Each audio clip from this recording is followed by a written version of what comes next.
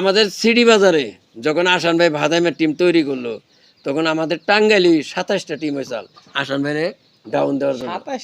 27টা team ধরে আস্তে আস্তে টাকা পয়সা নিজের টেবাঙ্গে ভিডিও বানাইতে তারা একবার ধরা খাইয়া হেসরা বাদ দিল। কিন্তু আসান ভাই টিকাই আসাল মাঠে, আমরা এখন পর্যন্ত তার ছাত্র হিসাবে মাঠে ঠিক আছি। 2006 সাল থেকে এখন 2026, তাহলে হিসাব করো। তাহলে টাঙ্গাইলের সবচেয়ে জনপ্রিয় টিম আপনার বলে কোনটা মনে হয় যে সবচেয়ে জনপ্রিয়? সব থেকে জনপ্রিয় এক কথা, এটা কানার ভাই অন্ধ জানে, ভাদাইমে অরিজিনাল আসান ভাদাইমে জীবিত থাকা পর্যন্ত।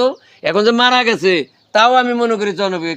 কি রে, তার কবরের সাইনবোর্ড নিয়ে আমার ভিডিও বানিয়ে মিলন মারতেছে, ঠিক আছে?